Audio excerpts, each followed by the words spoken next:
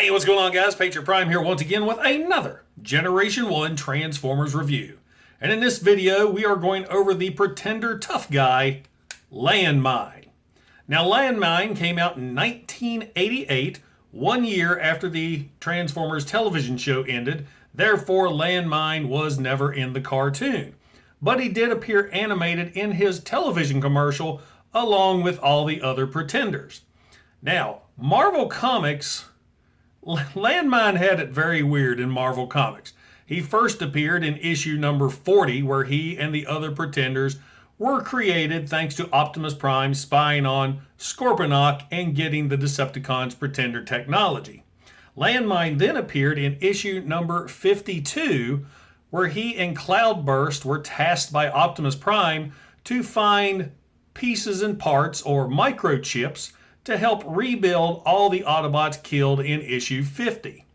So this story takes a weird turn because they go to this space station and discover where they can get the microchips needed. They are being held by a group of gangsters called the Mechanibals, and they kind of look like giant red Pac-Man. It's the 80s. So anyway, the story goes along. The Mechanibals find out that Landmine and Cloudburst are actual robots in disguise inside the Pretender shells and are going to eat them because the Mechanibals eat robots. That's their thing. So Landmine and Cloudburst work out a deal where they go to this planet ruled by Amazons to get a recipe for the Mechanibals. It's a weird story. So Landmine and Cloudburst arrive on this planet disguised in their human shells, enjoy some time with the females of the planet, and it's a weird story. It's I can't even describe it. I actually researched it before doing this video, and I still can't grasp the thing. But issue number 52, issue number 53, it's a hoot. So anyway, that weird story aside, Landmine is one of the Autobots actually killed in issue 66 by Thunderwing. Thunderwing blasts him point blank in the chest with energy from the corrupted creation matrix. So Landmine is killed by the thing that brought him life. Ooh. So enough of the weird history on his character. Let's take a look at the figure. And welcome to Patriot Prime Reviews.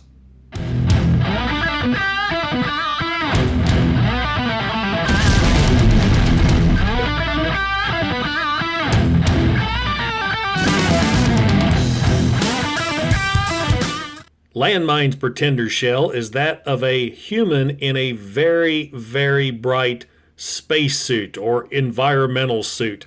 Whatever it is bright and really is eye-catching. He doesn't have really a lot of molded details on him. You can see a few there on top, along the legs. On the back, of course, is where most of the detail is on his backpack, but still nowhere near the details as some of the other Pretender shells.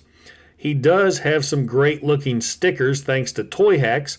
The Toy Hacks set actually adds new stickers to this figure, so they look really, really good. Removing the helmet, he does have nice brown hair and same collar with the eyes. I don't understand why they have to do the same hair collar for the eyes. So that's 80s for you. That's G1. Money saving, I guess. But anyway, that's pretty much it for the details of the figure. Landmine, being a Pretender, only has articulation in his arms, which can do a complete 360. That's it for articulation. Landmine does come with 4 accessories: his helmet, this actually cool looking sword, the gun, and belt. The belt is used to actually hold the shell together. So speaking of which, let's go ahead and take the shell apart and get the inner robot out. First, you want to remove the helmet and unsnap the belt from both sides. That's a little stiff. There we go. Once the belt's off, simply pull the shell apart, releasing the inner robot. Once you get Landmine's inner robot out, what you want to do is take the arms and fold back getting them in position, and then fold the toes forward.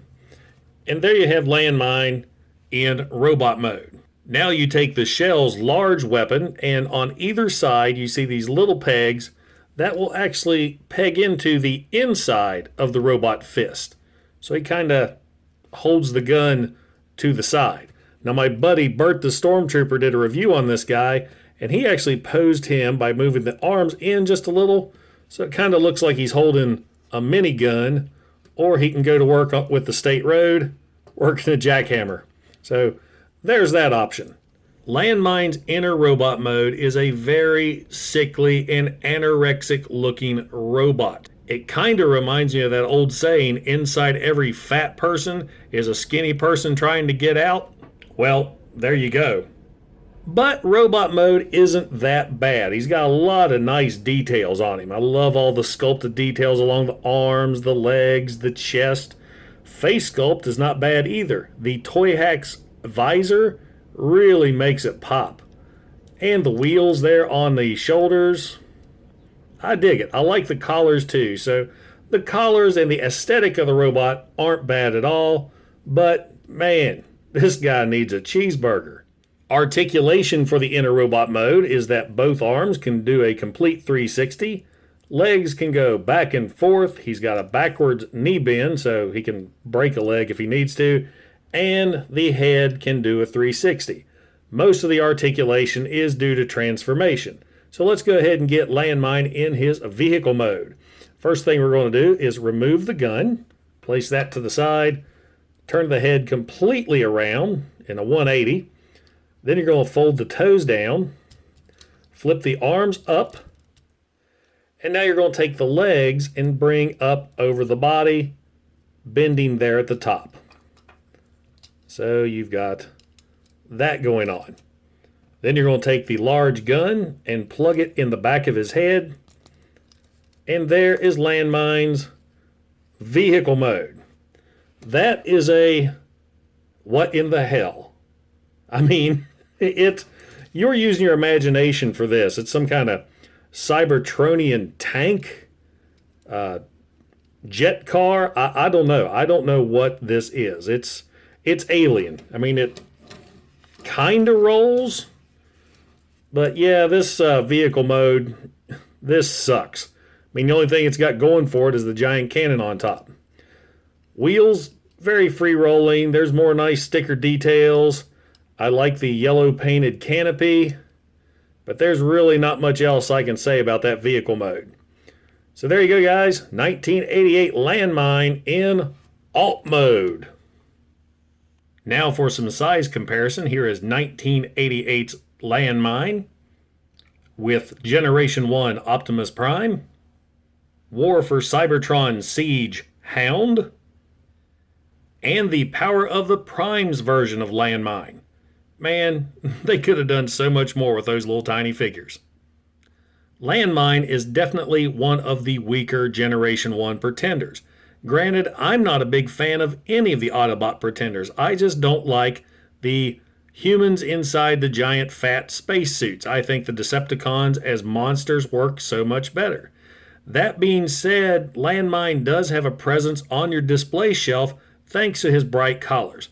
But that's about all the positive things I can say about this guy. Robot mode, very bland. Shell, very bland. I mean, the only thing that really makes this guy pop, other than the collars, are the Toy Hack stickers that I had to buy separate from the figure. So there you go, guys. That is 1988's Pretender Landmine. So, does a Generation 1 Landmine belong in your collection? Only if you're a hardcore G1 collector or a Pretender fan. He's just not that great. He's super colorful. I'll give him that. He really stands out on my shelf back there. But it's kind of a very plain looking shell. And the robot mode, it's just not that good. So he's an easy pass. And like I said, I just prefer the more monstrous Decepticons to these humans in fat suits. I don't like the Autobot Pretenders. That's just me. So I do want to thank you for stopping by and checking out my video. Don't forget to like and don't forget to subscribe. And make sure and click that bell icon to get notified when I upload new videos. I try to do 1 to 2 reviews a week, just depends on my schedule. Also, check out my series, The Sit Rep, where I interview other YouTubers that are Transformer collectors. It's always a fun time, and you never know where those interviews are going to go. So guys, once again, I thank you for watching. This is Patriot Prime, signing out. Hooah! Hey, I really appreciate you guys stopping by my channel. Don't forget to like and don't forget to subscribe. Also, check out some of my other videos that I've done on Generation 1 Transformers, Modern Era Transformers, and Toy Hacks Retro Label sets. Once again, this is Patriot Prime. Hooah!